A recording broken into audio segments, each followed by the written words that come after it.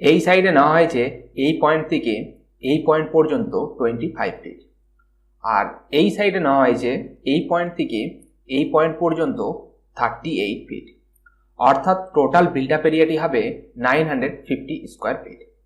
আজকের ভিডিওতে এই 950 স্কোয়ার ফিটের হাউস প্ল্যান নিয়ে আপনাদের সাথে আলোচনা করব। আপনারা এখানে বাড়ির প্ল্যানটি দেখতে পাচ্ছেন, কিছুটা এরকমভাবে বানানো হয়েছে। এই বাড়ির প্ল্যানটি নিজের সীমানার মধ্যেই তৈরি করা হয়েছে।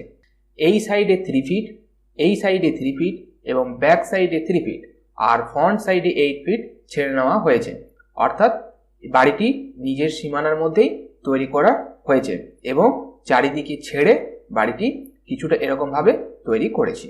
এই বাড়ির ডিজাইনটি কিছুটা এরকমভাবে আপনারা পাবেন। আপনারা চাইলে চেঞ্জ করতে পারেন, ফ্রন্ট এলিভেশন আপনারা চাইলে চেঞ্জ করতে পারেন। এখানে আমি আপনাদের সুবিধার্থে জন্যই এরকমভাবে বানিয়েছি। আপনারা চাইলে চেঞ্জ করে নিজেদের পছন্দ মতো ভাবে বাড়ির ডিজাইনটি তৈরি করে নিতে পারবেন। এবং আপনারা এই ভিডিওটি যদি সম্পূর্ণ দেখেন তাহলে কিন্তু বুঝতে পারবেন যে বাড়িটির মধ্যে কি কি রাখা আছে এবং কিভাবে আপনারাও এরকম একটা বাড়ির প্ল্যান তৈরি করবেন।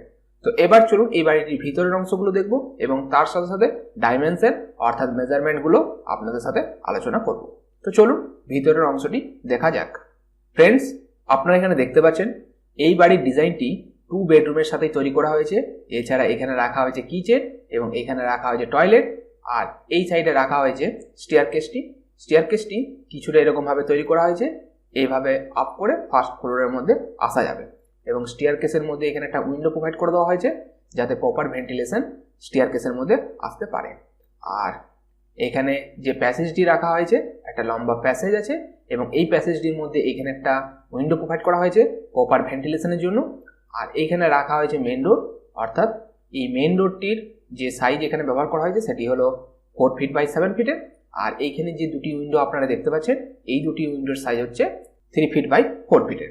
এবং এই যে স্টেয়ারকেস উইথ যে স্পেসটা আপনারা দেখতে পাচ্ছেন এর জন্য যে জায়গাটা নেওয়া হয়েছে সেটি হলো এই সাইডে নেওয়া হয়েছে 6 ফিট 4 ইঞ্চ বাই এই সাইডে নেওয়া হয়েছে এই পয়েন্ট থেকে এই পয়েন্ট পর্যন্ত 23 ফিট 4 ইঞ্চ, অর্থাৎ 6 ফিট 4 ইঞ্চ বাই 23 ফিট 4 ইঞ্চের মধ্যে একটা আপনারা প্যাসেজ উইথ স্টেয়ারকেস এখানে পেয়ে যাবেন।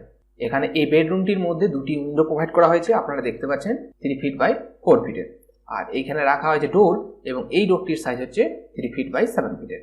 বেডরুমটির জন্য যে জায়গাটা নেওয়া হয়েছে সেটি হলো এই সাইডে নেওয়া হয়েছে 10 ফিট, আপনারা এখানে দেখতে পাচ্ছেন 10 ফিট, আর এই সাইডে নেওয়া হয়েছে 12 ফিট, অর্থাৎ 10 ফিট বাই 12 ফিটের এখানে এই বেডরুমটি রাখা হয়েছে।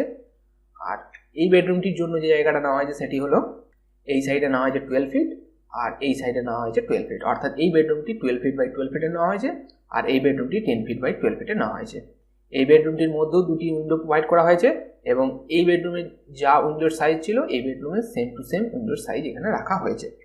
আর এখানে রাখা হয়েছে ডোর এই বেডরুমটি যাওয়ার জন্য এবং এই ডোরটির সাইজ হচ্ছে 3 ফিট বাই 7 ফিটের।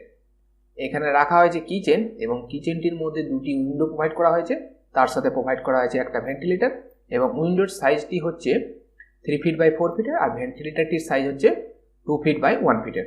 আর কিচেনটির জন্য যে জায়গাটা নেওয়া হয়েছে সেটি হলো এই সাইডে নেওয়া হয়েছে 10 ফিট 11 ইঞ্চ আর এই সাইডে নেওয়া হয়েছে 8 ফিট, অর্থাৎ 10 ফিট 11 ইঞ্চ বাই 8 ফিটে এখানে কিচেন নেওয়া হয়েছে। কিচেনের মধ্যে এখানে যে ডোরটি প্রোভাইড করা হয়েছে এর সাইজ হচ্ছে 2 ফিট 6 ইঞ্চ বাই 7 ফিটের। এখানে রাখা হয়েছে টয়লেট এবং এই টয়লেটের জন্য যে জায়গাটা নেওয়া হয়েছে সেটি হলো এই সাইডে নেওয়া হয়েছে 6 ফিট 9 ইঞ্চ, এই সাইডটি 6 ফিট 9 ইঞ্চ আর এই সাইডটি নেওয়া হয়েছে 5 ফিট, অর্থাৎ 6 ফিট 9 ইঞ্চ বাই 5 ফিটের এখানে টয়লেট রাখা হয়েছে। টয়লেটের মধ্যে এখানে একটা ভেন্টিলেটর প্রোভাইড করা হয়েছে ভেন্টিলেশনের জন্য যার সাইজ 2 ফিট বাই 1 ফিটের।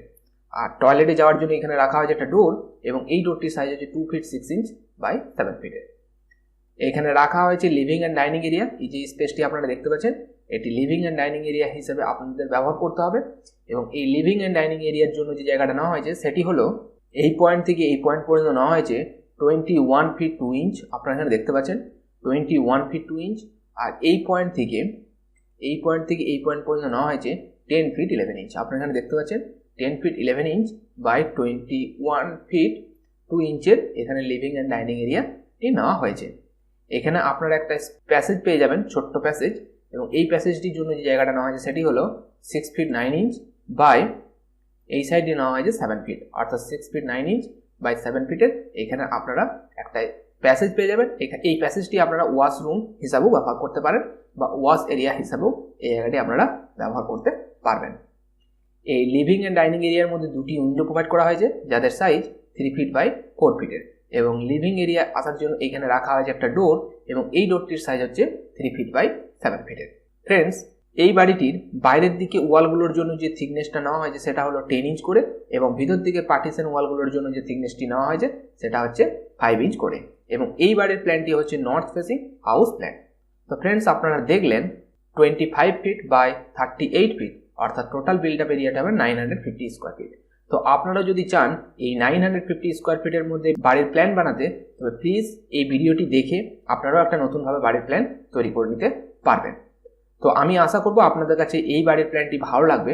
যদি এই বাড়ির প্ল্যানটি আপনাদের কাছে ভালো লেগে থাকে বা হেল্পফুল মনে হয়, তাহলে প্লিজ ভিডিওটির মধ্যে একটা লাইক করবেন, তার সাথে সাথে বন্ধুদের সঙ্গে শেয়ার করতে পারেন। তো আজকের ভিডিওটা এখানেই শেষ করলাম। Thank you.